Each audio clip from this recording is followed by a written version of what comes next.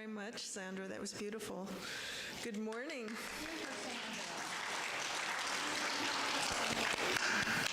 Good morning and welcome to Westside Unitarian Universalist Church.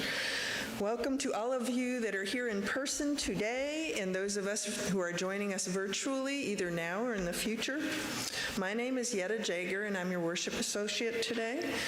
You can refer to me as she or her.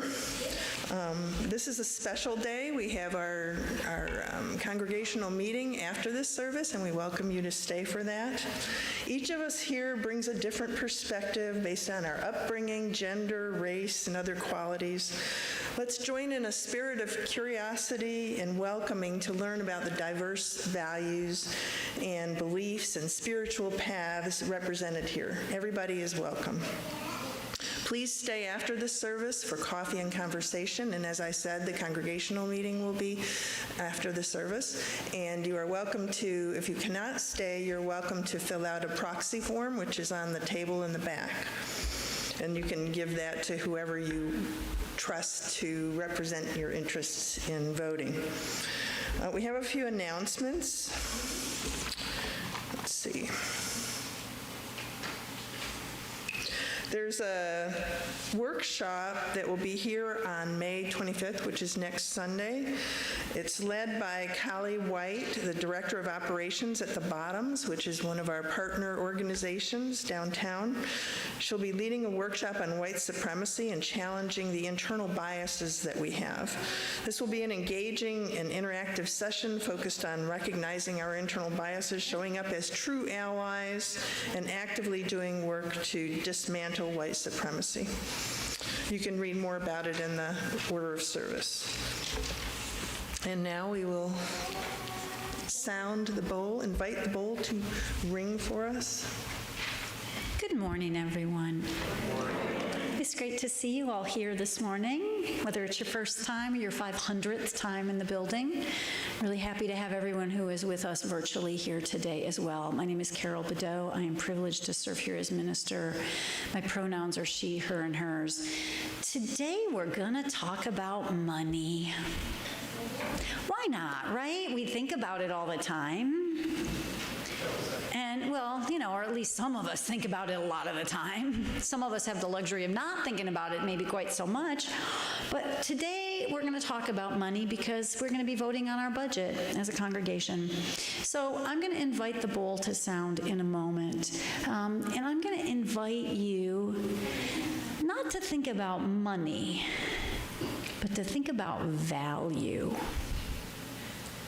Ask yourself, what do you value? Frequently, where we put our dollars shows us what we value. It's a very clear indicator of what we value. So as the bowl sounds for us this morning, I invite you to simply reflect on what it is that is of highest value to you.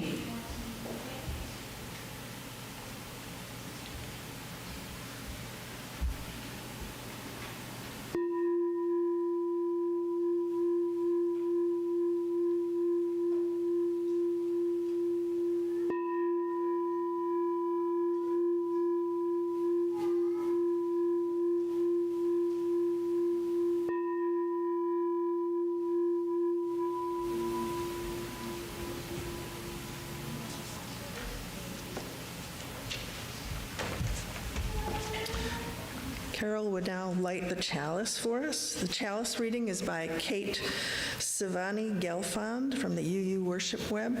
We light our chalice as a symbol of gratitude as we celebrate the abundance of our lives together. In this sanctuary, we harvest bushels of strength for one another, and we offer our crop with the hands of compassion and generosity. With an authentic and gentle manner of our connections, we cultivate a simple sweetness to brighten our spirits. May we be grateful for the ways we nourish and uplift each other, for it is the sharing of this hallowed time together that sustains us. We also have 2 community candles. A candle of concern, because this week Moody joined other rating agencies by downgrading the U.S.'s sovereign credit rating, which reflects a decrease in the confidence of our ability to address its fiscal challenges, and it means we'll have to pay more to service the national debt. I'm trying to stay on an economic theme. Candles of Hope, we celebrate that the Tennessee Interfaith Power and Light accepted Westside's application to join other congregations in working to reduce our carbon footprint and pushing forward toward a sustainable future powered by cheap renewable energy and advanced technology.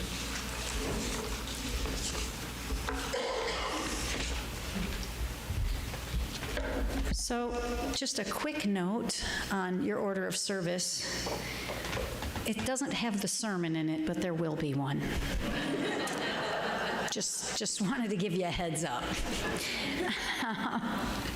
And also, we are going to be doing Joys and Concerns, community Joys and Concerns this morning, where you have an opportunity to share what's in your heart. And when we do that, for those of you who are with us virtually, you can put that in the chat, and we will be able to read that. Curtis is going to be reading that, and so we'll be able to light candles for those as well. So if you are with us virtually, just know that you're going to be able to participate.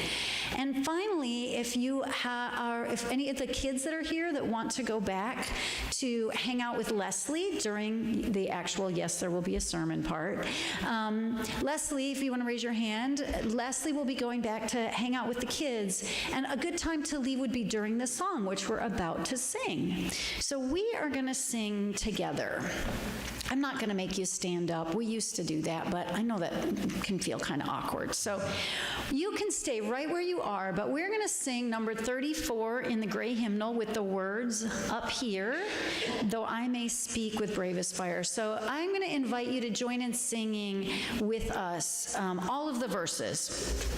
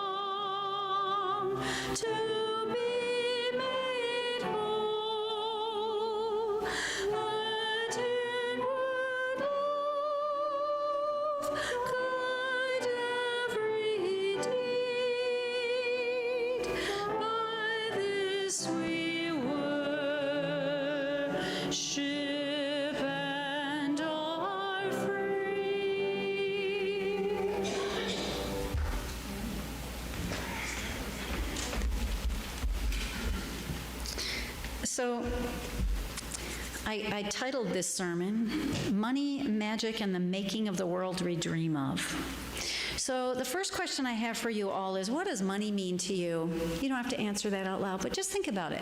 What does money mean to you? Today we're going to finalize our congregational budget for the coming fiscal year. For those of you who may not know this, our fiscal year is July 1st to June 30th. So money is, of course, at the center of how we get things done at Westside. All of the philosophical talk aside, without money, we can't function. Operating as an individual or as an organization in our current society is pretty difficult, if not impossible, without money. And probably the vast majority, even of our justice concerns as you use. Think about all the things we care about justice-wise. Isn't money somewhere directly or indirectly behind all of it in one way or another? We are concerned with things that are tied to the distribution of money, of people fighting for control of money and resources. Wars are fought over it. Cultures are decimated in search of it. The earth is raided and despoiled to get it. Families split up over it. Lives are both made and destroyed in the name of money. So I'm going to ask you that question again. What does money mean to you? My guess is that what you're already experiencing is not so much a clear definition as some associations, maybe some feelings, some thoughts, some memories. Lots of us, maybe not for our whole lives, but certainly for some portion of our lives, think about money a lot. If you think about the course of your life, ask yourself, what percentage of my brain power during the course of my life has gone to figuring out or managing money? It's going to be a pretty big percentage for most of us.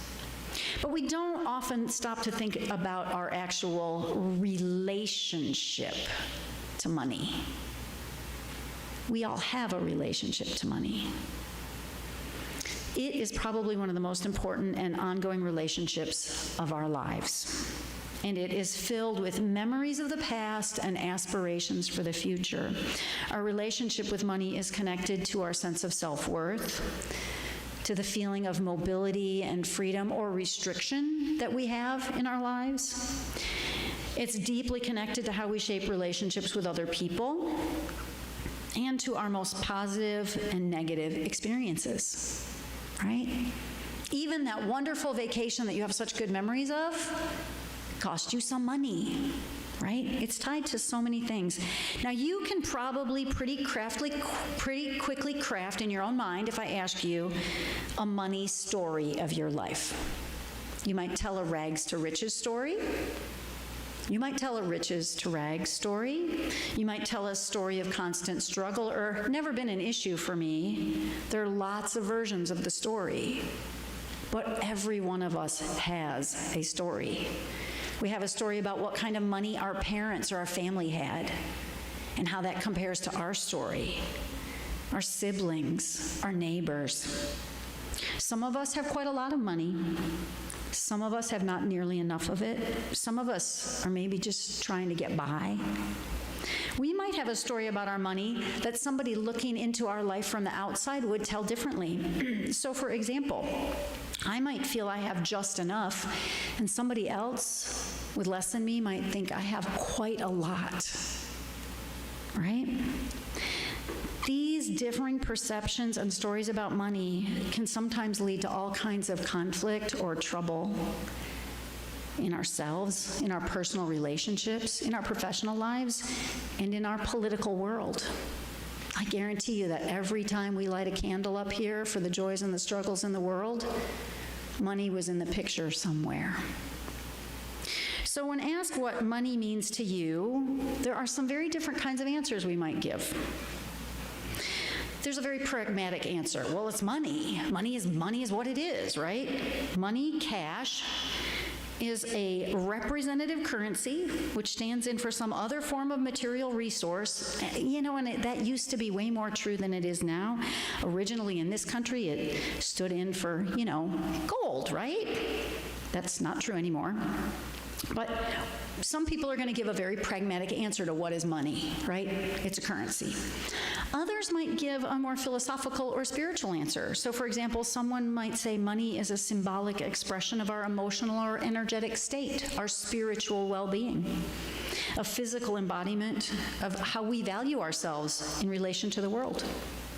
Still, others might see it as a function of karma or an expression of the workings of some larger transcendent force or being.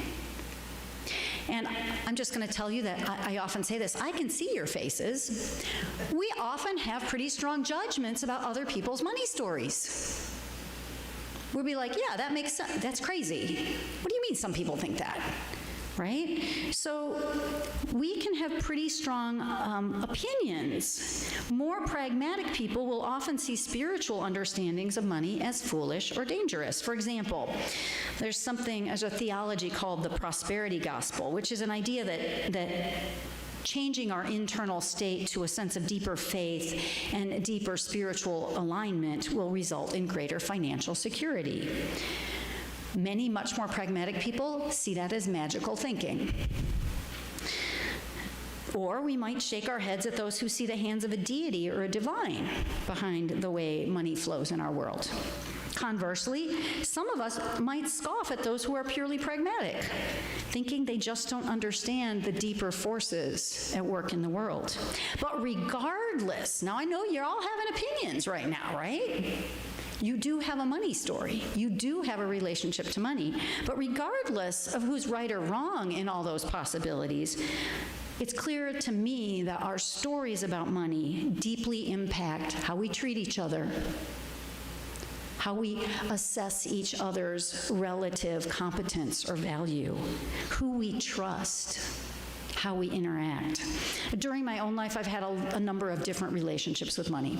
I've read all kinds of books about making it or saving it. I've read books about managing it. I've studied disconnecting from it and disconnecting it from my emotional traumas in my childhood or reconnecting to my sense of worth, right? I've taken seminars. I've studied how to invest as a woman, how to generate in virtual avenues, struggled how to fully identify with it and also how to fully reject it and let go of it. Is any of that sounding familiar to anybody? Anybody else ever read the money book or taken the seminar or paid your $79.95 for the online class, right? Isn't thinking about money, earning it, and managing it something that consumes an enormous, and spending it, also spending it, isn't that something that consumes an enormous amount of our time and energy and our emotional resources? But here is the catch in all this. Money is a thing, but it's not actually a thing. It's a symbolic construct, arbitrarily created by cultures to do social tasks, but profoundly abstract and subjective and not actually a real thing in a lot of ways. I give you Bitcoin as Exhibit A, right? I don't understand Bitcoin. People made and lost fortunes on it.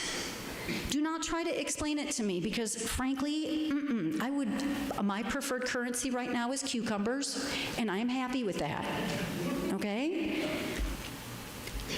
How many of you have ever heard of the Yap Islands in Micronesia? Okay, so here's the thing about the Yap Islands in Micronesia. Very few of us even know they exist, but they have a fascinating form of currency, which is called ray stones. Okay? Now, these are stones carved out of crystalline limestone and shaped like discs with little holes in the center. The smallest of the ray stones is, 1.5 inches in diameter, right? The largest of the ray stones is 12 feet in diameter and weighs 8,800 pounds. This is their currency, their local currency. On some of the stones, etchings or markings indicate ownership and value, but most of them have no markings at all to indicate ownership or value. So here's a little summary adapted from Wikipedia. I've seen videos and movies about these things before, but this is sort of adapted from some stuff I read online about the ray stones.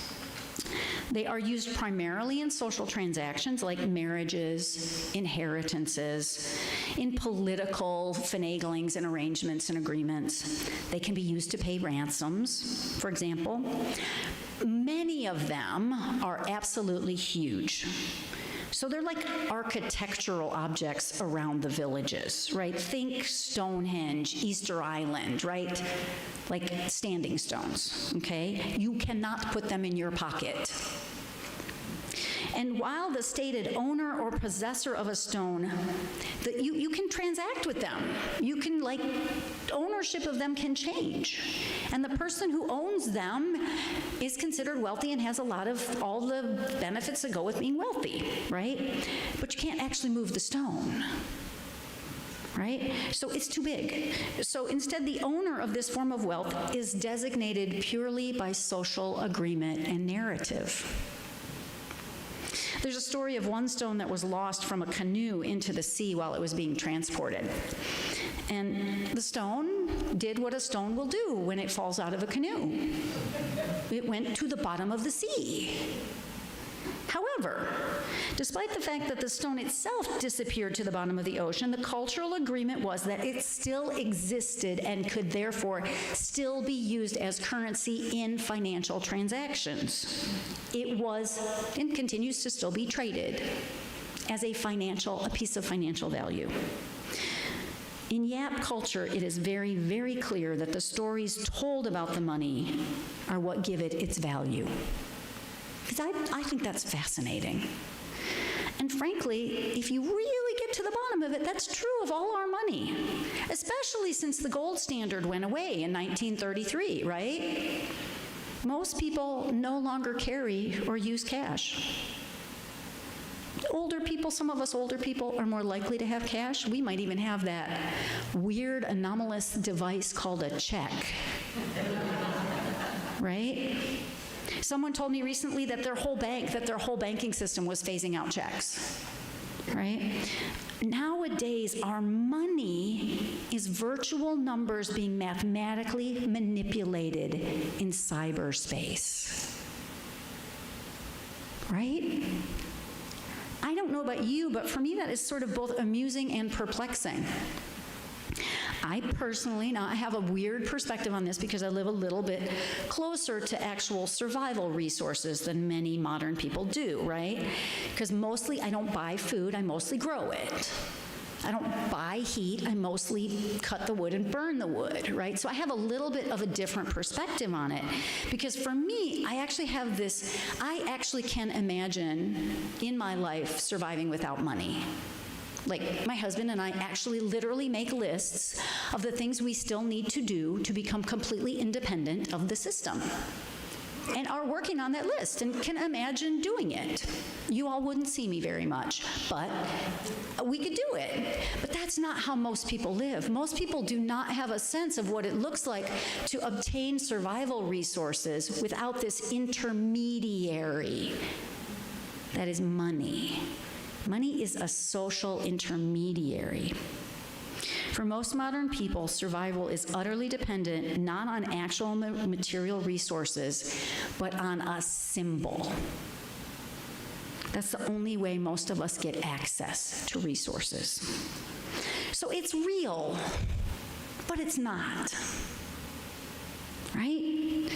Money is a culturally agreed upon symbol that we fight over and argue over and struggle over and compete against each other for and do all kinds of things about. So let me ask you a few sort of just hypothetical questions, not to be answered out loud, but just to yourselves. How do you feel about college athletes getting paid to play on sports teams, which will be happening soon? Right? Like in the big, these are big numbers we're talking about. These are some very big numbers. There were big numbers for the pro athletes, but now we're talking about really big numbers for like 19-year-old college students starting this fall. How do we feel about billionaires running our political system? How do we feel about Bitcoin? How do we feel about tariffs? I'm not going to propose right or wrong answers to any of those things. But my point is that I bet many of you had emotional or cognitive responses when I named those things that are happening in our society, right? So, okay, great. That's great. But what's the connection between that and our stories and our attitudes about money and being in this room? Why do we care? What's it got to do with our stated UU core value of transforming the world through liberating love? How do they go together? And does how we feel about money make a difference in how we do that? Most of us are going to have like, yeah, sure, but may not have really thought about that very deeply. But I would argue that thinking about that very deeply is really important. Most of us are taught by families and by the media, even by some basic biology and survival programming, that getting resources is the primary problem to be solved in the human experience, right? And we're also primed by our society to the assumption that that's hard, right? We are taught to focus on acquiring and maintaining resources, and we are also taught that this is a struggle, that it's a risky business, that it's a competitive market for resources out there. Is that sounding familiar to anybody? Right? You know, all you have to do is turn on the television for an hour and you will get plenty of messages that you need more, that you do not have enough, and you need more now to survive, right? We are, in other words, living in a culture that has a primary orientation to lack. I'm going to say that again. We live in a culture that has a primary orientation to lack. It makes us competitive. It makes us afraid that there's not enough of it. Even if we are financially secure now, I bet we're probably afraid that we could lose it, or that something can happen that will cause us to run out of it. We often feel powerless about our money. For example, even if you're a retired person and you have a decent amount of savings, but if some of it is currently in investments, how many of us are a little worried about what's going to happen to those investments, or watching what is happening to those investments right now, right? Unless, of course, your money is under the mattress or buried in a mason jar under the back porch, which is the old Tennessee way of doing it, right? So to put a point on it, we live in a world where when we think about money, we're mostly afraid. Even if we think we've mastered it, I got it, there's still that underlying feeling of fear, and that's why we had to conquer it. That has some very real impacts in how we treat each other. Really has some very solid impacts on what we think about other people around us. What would it mean to shift from an orientation of lack and fear to an orientation of trust and faith and abundance? Now, can you imagine that? And I don't just mean for you personally. I mean for everybody. Can you imagine a relationship to resources in which you feel deeply and consistently that there is enough for everybody? I invite you to consider what thoughts come up when I say that. Can you believe that there is literally enough for everyone? That is pretty hard for a lot of us. And that single core belief that there is fundamentally not enough, either because of how people use resources, maybe because of human nature, or simply because of reality, there's just not enough, that single core belief shapes, I'm going to say, a whole lot, maybe the majority of our choices and actions. Now, I would argue as a theologian that goes all the way back to the story of Adam and Eve, right? We got this primary story, cultural Western story, that says humans got kicked out of the place where there was enough and consigned eternally to a place where it's going to be hard and you're going to struggle and there's not enough. Like, that's the foundation of the story, right? And whether or not we have been raised in that theology, we have been raised in a culture that is founded on that theology. And maybe it's true and maybe it's not. But what if we experimented with the idea that there's plenty? That I actually have more than enough to share? that the earth is in fact abundant and resource rich. So I don't need to hang on so tight. So I don't need to hoard so much. So that I don't need to make my value be proven by all the things I have or the numbers in my bank account. What if I believed that even if all my money went away, I was in such good relationship with my community that others who had more resources would gladly share and care for me during a shortage, and that I would do the same for them because there's plenty. I don't have to hoard it or protect it. There's plenty. Can you imagine how different our world would be if we acted that way? Which brings us to the core expression of those UU core values. At the core is transforming the world through liberating love. You could argue that money is just an expression of love. Do you spend money on things you hate? Not willingly, but you'll willingly spend money on things you love. And when you don't have money to spend on things you love, you're very upset about it.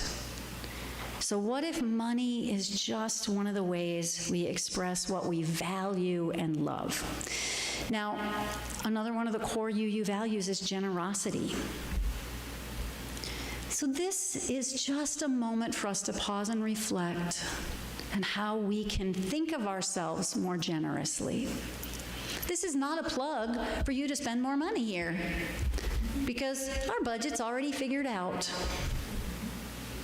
But it is an opportunity for us to contemplate as we talk about money, how we might grow more open-hearted, more open-minded, not just with money, but with all our resources, with all the ways we express love.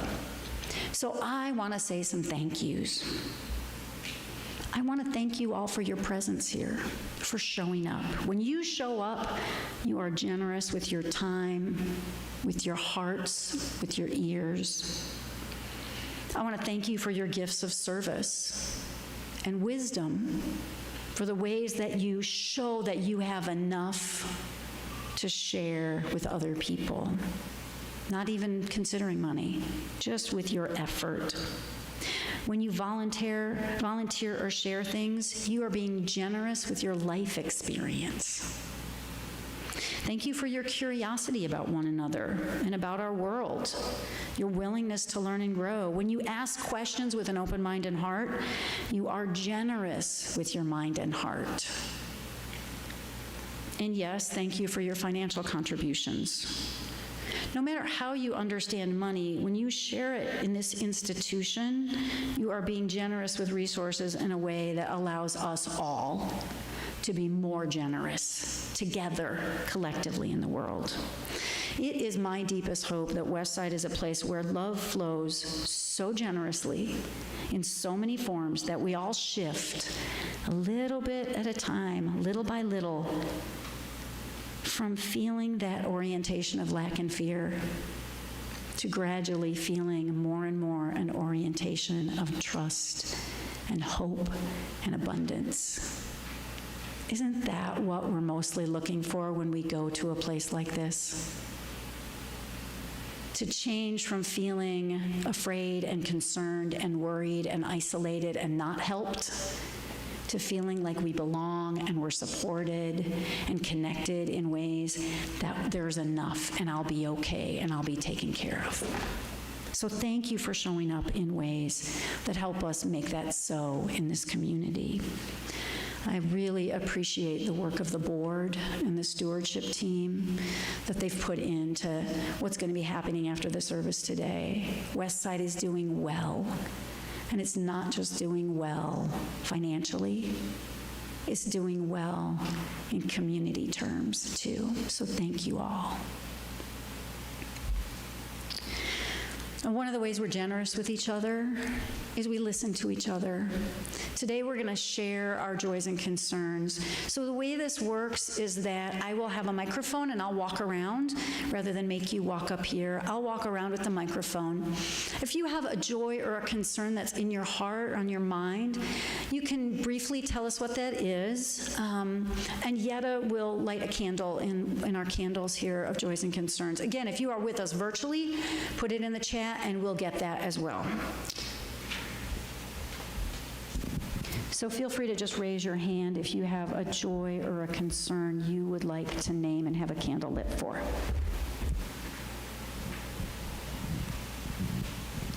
Hello, I'm Alice Frost-Deering, and I just wanted to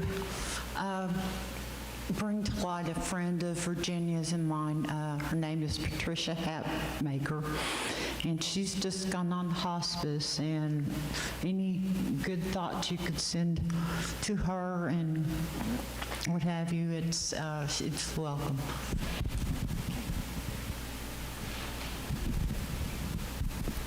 Hi there, I'm Anna Kaur, and our youngest, our daughter, is adulting. She just moved out with her husband to their first apartment, and that's a joy, but it also causes concern.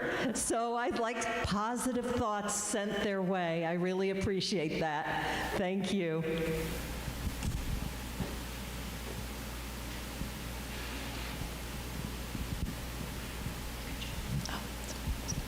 I have a concern and a joy. I have, without going into specifics, many financial concerns. But the joy is that my eldest, Asher, graduated from Colorado on Thursday in philosophy, and that was a really joyous occasion. Mary Frances. I have a 3 for today, so I apologize for being a microphone hog, but I'm going to go ahead and get this out of the way because he loves attention so much. But this gentleman right here, he 2 seats down for me. He graduated high school on Thursday, so congrats to, he prefers to go by Howard. So Mr. Howard Milligan graduated. But I'll still always call him Mo or Mozart until I can deprogram myself. So yay. And then another joy, I posted a couple days ago on the Westside Facebook group saying that our partner, Knox Pride, basically their shelves were empty for their food pantry. And if anyone needed help, if anyone could help, do so. Well, apparently a national or international TikTok influencer, our barefoot neighbor, picked up Knox Pride story, and they are now overflowing with donations. Like, boxes are sitting outside, and they don't need any more. They're like, we need hands to sort through it. So I think that's really awesome for our partner. And then lastly, I do want to light a candle for those who were affected by tornadoes in eastern Kentucky. I think Laurel County has suffered the most. That's about 2 hours north on I-75. As of yesterday, I think the death count was 18. And I will be communicating any sort of mutual aid that I come across. Everyone's just kind of figuring it out right now. So, thank you.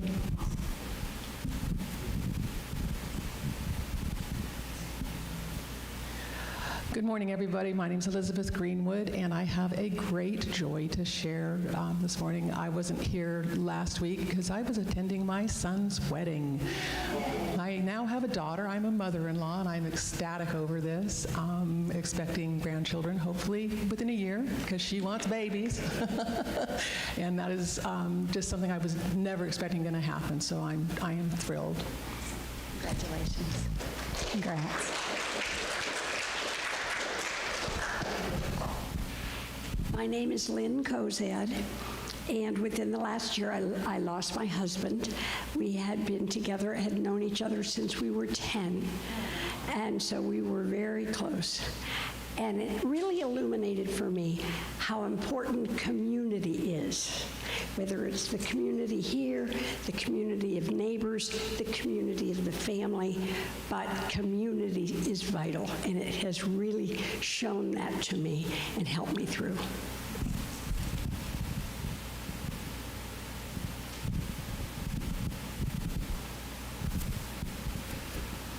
Yetta, could you just light one more candle for us? For all of the joys and concerns that are in our hearts and not spoken out loud, because we all have them. Let's just take a moment and hold those.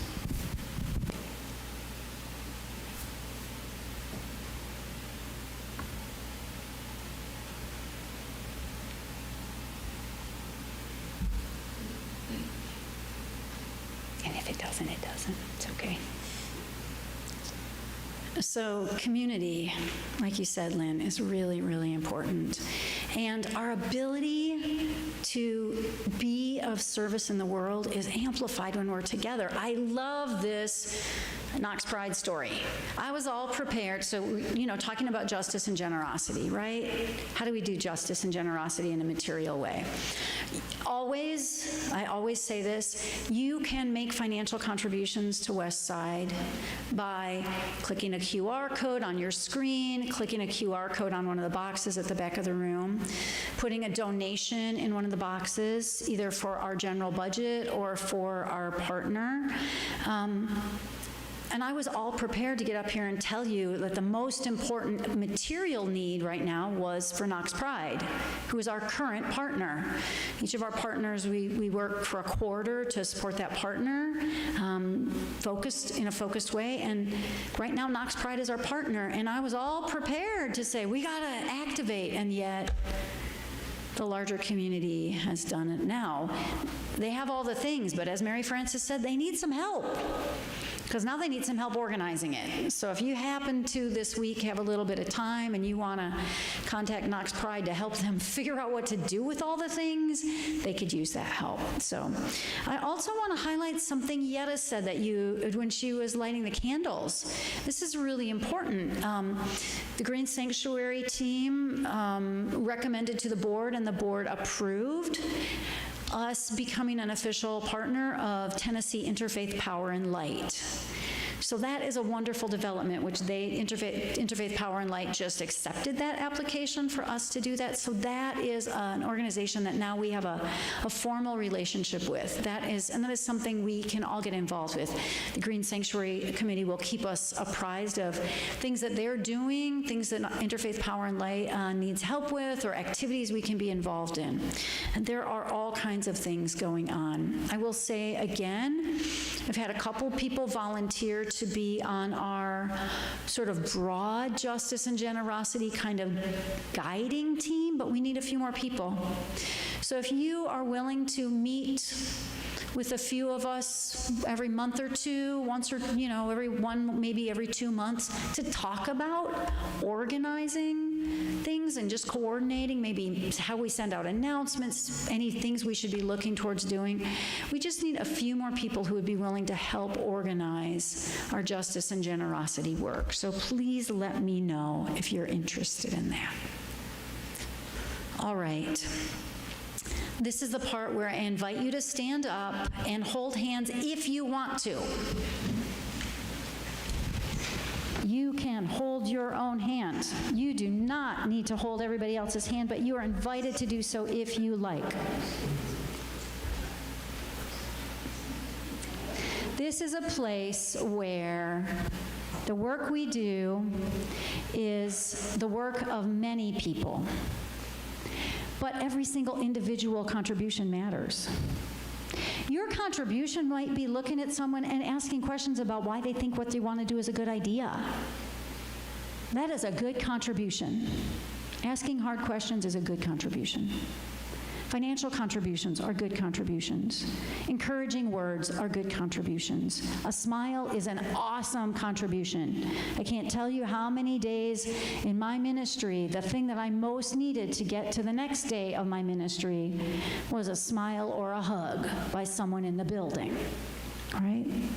So I'm going to ask you to do what I often ask you to do, is just look around you. Keep holding hands, but look around you. You are the people making the world we dream of. Do it with courage and a sense of possibility. faith and trust in yourselves and one another, and in the abundance of resources that are always available to all of us. Go in peace and go in passion.